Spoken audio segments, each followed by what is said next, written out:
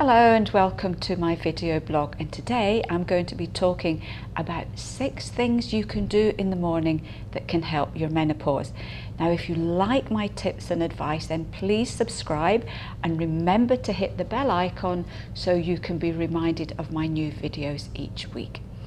So 6 things you can do to help yourself in the menopause. We're all busy people, many of us have work, we're running around like idiots in the morning, but one of the things I found that if I prepare myself better in the morning, that helps both my body and my mind for the rest of the day. So, number 1, hydration first of all. This is so important. And for those of you that have been watching for a while, you know how important water is. If you think about it, you've been sleeping for about 7 or 8 hours, or maybe longer, and you're going to be totally hydrated. And if you start off the morning dehydrated, that's going to make a lot of the menopause symptoms that you get during the day worse. So the minute you're out of bed, a large glass of warm or room temperature water. Not cold, because if you take cold water, that's going to stress your digestive system and will probably end up giving you indigestion. So number 1, a nice big glass of water. Number 2 is breakfast. This is another vital step in the menopause. You would never consider going on a long car journey without topping up the petrol and the oil. And it's the same with our bodies. The menopause, it's a long journey every single day for our body, and it needs sustenance as well. So breakfast is really important. What happens if we don't have breakfast? Our nervous system in the menopause is very often in flight or fight mode. So if you are running around a lot in the morning without breakfast, your body will think there is an energy crisis and it will slow down your metabolism. So missing breakfast in the menopause can be one of the contributors to weight gain. So this is really important.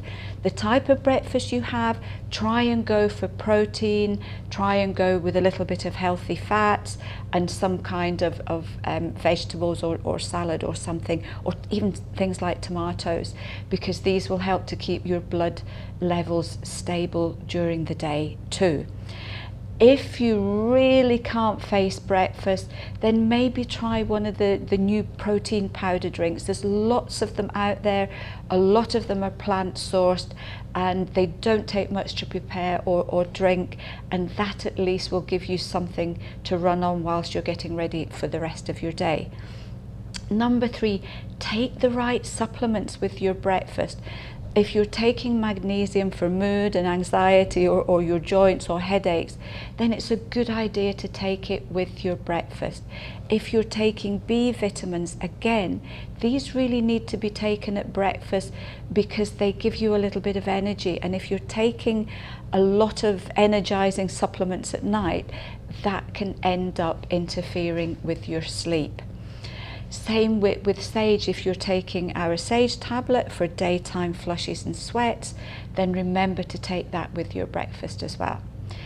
Number 4, remember to breathe. You know, when we're running around, when we're really busy, when our body and our mind is occupied with everything that's going on, we very often shallow breathe, and shallow breathing will rev up our nervous system as well. So doing and practicing slow, deep breathing all during the day is a fabulous little hack, if you like, to help with menopause symptoms. It can be really good if you're just having waiting for the kettle to boil, if you're waiting for the shower to run, if you're waiting for the bus. So any time where you have literally 2 or 3 minutes where you're standing doing nothing, then just get into that practice mode of slow, deep breaths. It's a fabulous tool. Number 5, wait to have your first cup of coffee or caffeinated tea. And I know a lot of you out there will be going, but that's the only thing that keeps me going. problem, yes it does, but it also revs up your nervous system, and it also interferes with your blood sugar levels. And that first cup of coffee in the morning, especially if you have it when you first get up, it's dehydrating, so you're going to be more dehydrated.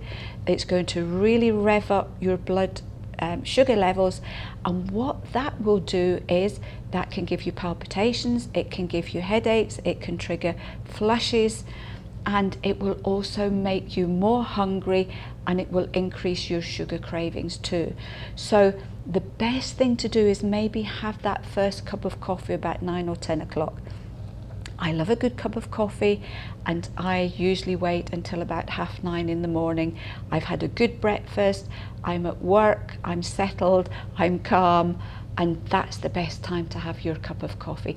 Drink it slowly as well, because that will help just to sort of drip feed it into the system rather than taking a large amount of caffeine in one go. Number 6, probably the most difficult one of all, is to avoid stress in the morning if you can.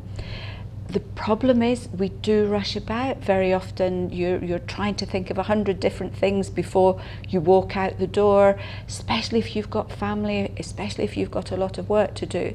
Then again, this rushing about with your mind all over the place will start to rev up your nervous system, and that will put your body in the wrong place before you've even started your day. So try and give yourself plenty of time in the morning. I find for me, I would far rather get up half an hour early and take my time than put the snooze button on and have an extra half hour in bed. So for me, I'm up really early. First thing I do is have my water, then I prepare my breakfast from scratch. So by the time I've done that, literally half an hour has gone by the time I've had my water. I will sit down properly, have my breakfast. I like to watch the news. I love to know what's going on in the world. So for me, having 15 minutes of chill time, watching what's going on, sets me up for the day. I'm a great believer in post-it notes, so they will be stuck all over the place, reminding me of what I'm supposed to do the next day. And I have a little trick whereby anything I need to take to work the following day, I get ready the night before, and I put it by the front door so that I don't miss it. This normally works, although yesterday I walked out the door and left my trainers behind. I was going to gym straight after work, and how I missed them, I don't know. But again, if our mind is occupied elsewhere, then that's when the forgetfulness tends to really kick in.